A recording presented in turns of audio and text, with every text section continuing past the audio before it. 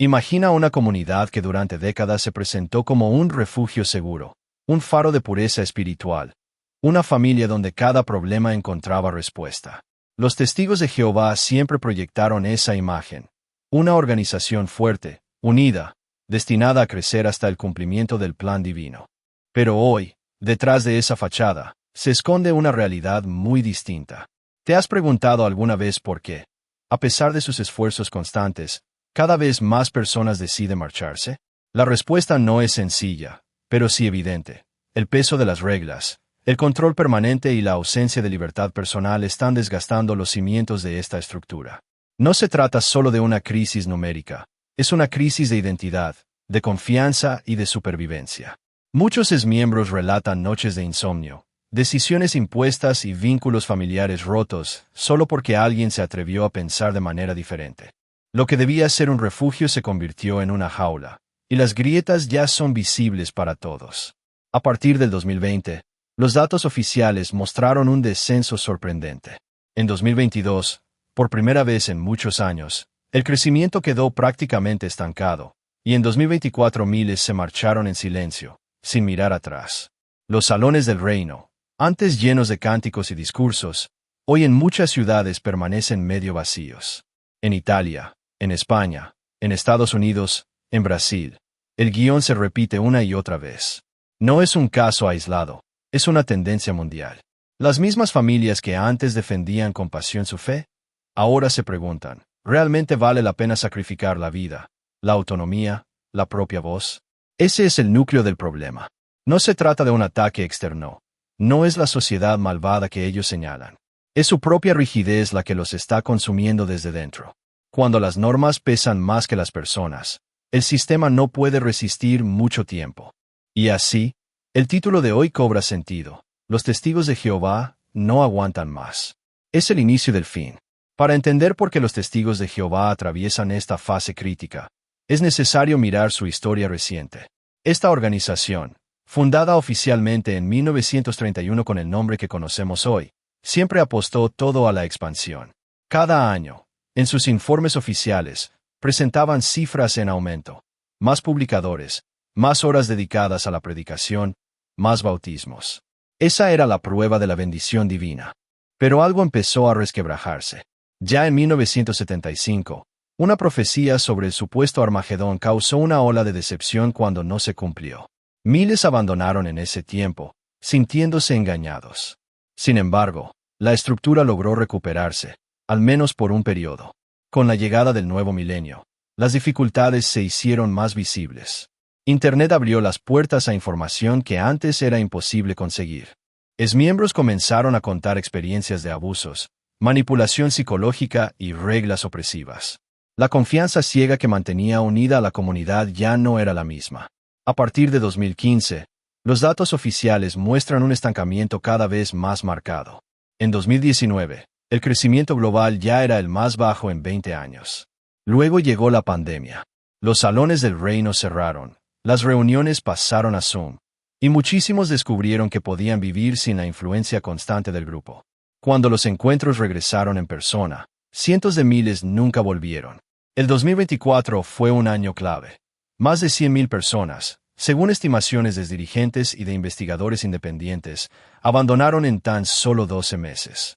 Y no hablamos únicamente de simpatizantes, sino de publicadores activos, bautizados, personas que durante años lo habían entregado todo por la organización. Y el problema no se limita a quienes se marchan en silencio. Muchos jóvenes se niegan a bautizarse, prefiriendo no atarse a un sistema que perciben como rígido y aislante. Esto significa que la base futura se debilita cada vez más. En países como Italia y España, donde antes la expansión era evidente, hoy se observan congregaciones que se fusionan por falta de participantes. En Estados Unidos y Canadá, la tendencia es la misma. La cúpula sigue hablando de fidelidad y resistencia, pero las cifras cuentan otra historia. Ya no se trata de la oposición del mundo, como ellos insisten, sino de un colapso interno. Cuando las propias familias empiezan a dudar, cuando los jóvenes ya no ven un futuro, la estructura comienza a derrumbarse. Por eso, muchos analistas hablan abiertamente de decadencia.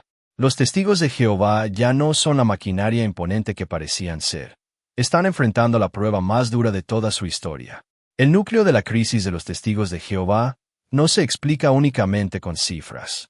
Para comprenderla, es necesario mirar dentro de la propia estructura, a sus reglas, a su teología, y a cómo éstas han condicionado a generaciones enteras. La organización se presentó durante décadas como el único canal de comunicación entre Dios y los hombres, una especie de arca moderna donde la única salvación posible era la obediencia absoluta. Pero precisamente esa pretensión de exclusividad se está convirtiendo en su punto débil. 1. El peso del control interno. Uno de los aspectos más criticados es el sistema disciplinario. Cualquiera que se atreva a cuestionar una enseñanza corre el riesgo de ser expulsado, un corte total con la vida social y familiar. Este mecanismo, diseñado para mantener la pureza, ha producido el efecto contrario. Cientos de miembros relatan el trauma de ser aislados de sus seres queridos. Estudios sociológicos muestran que esta práctica es una de las principales causas de abandono. No todos están dispuestos a sacrificar afectos y libertad personal en nombre de una organización. La Biblia habla de disciplina, pero no en términos de ostracismo absoluto. En Mateo 18, 15-17, Jesús invita a corregir con amor y paciencia, no con exclusión social. Este contraste entre el modelo bíblico y la práctica de la organización se ha convertido en un punto central de crítica. 2. El fracaso de las profecías. Otro elemento que ha desgastado la confianza es la larga lista de predicciones no cumplidas.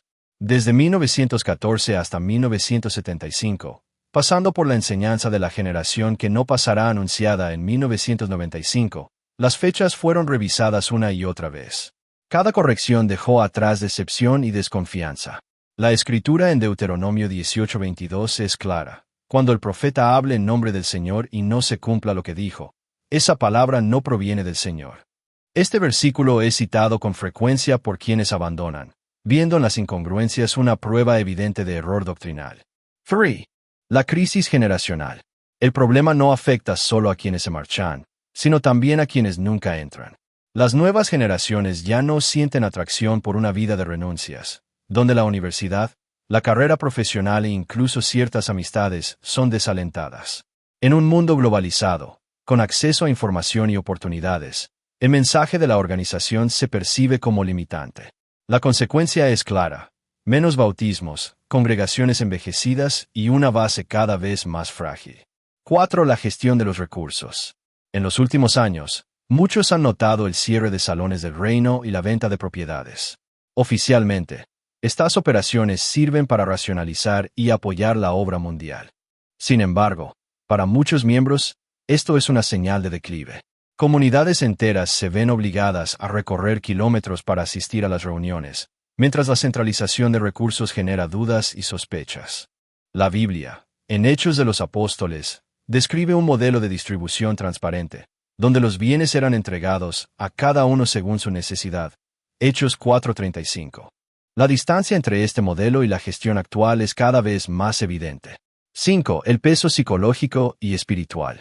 Muchos expublicadores hablan de la constante sensación de culpa impuesta por la organización. No alcanzar las horas de predicación requeridas, faltar a una reunión, o tener dudas sobre alguna enseñanza. Todo ello genera ansiedad. El Evangelio, en cambio, anuncia paz y libertad. Vengan a mí todos los que están trabajados y cargados, y yo los haré descansar. Mateo 11:28. Cuando la fe se convierte en una carga insoportable, pierde su esencia. Este contraste impulsa a muchos a buscar en otro lugar una relación más auténtica con Dios. 6. Las consecuencias sociales. El aislamiento impuesto a quienes se marchan no afecta solo a la persona, sino a familias enteras. Hay padres que dejan de hablar con sus hijos, hermanos que se ignoran, amistades que se rompen de un día para otro. Estos dramas personales alimentan testimonios que circulan en Internet, amplificando la crisis. Cada historia se convierte en advertencia para quienes siguen dentro y en estímulo para los que piensan salir. 7. La pérdida de credibilidad pública. En los últimos años, los medios han sacado a la luz casos de escándalos relacionados con encubrimientos de abusos y falta de transparencia. Aunque la organización intente minimizarlo, la opinión pública cambia. En tribunales de varios países, desde Países Bajos hasta Australia, se han llevado a cabo procesos y condenas. Esto mina la credibilidad de un grupo que se presentaba como moralmente superior. 8.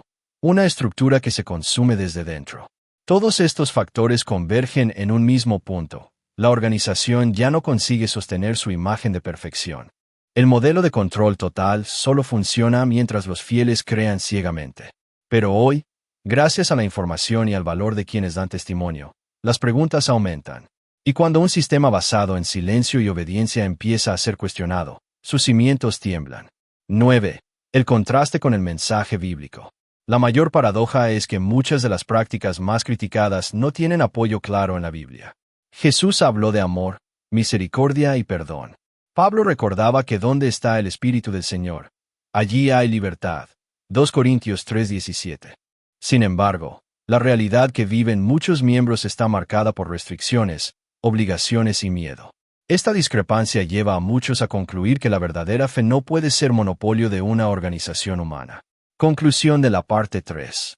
Los testigos de Jehová enfrentan hoy el resultado de décadas de rigidez y decisiones cuestionables. No es solo un asunto de estadísticas, sino de confianza rota, de jóvenes que no encuentran espacio, de familias divididas y de promesas incumplidas. Para algunos, esta crisis representa el final de una era. Para otros, es la oportunidad de redescubrir una fe más genuina, libre de control humano. El título no es únicamente una provocación. Los testigos de Jehová no aguantan más, y este es realmente el inicio del fin de su época como fuerza religiosa mundial.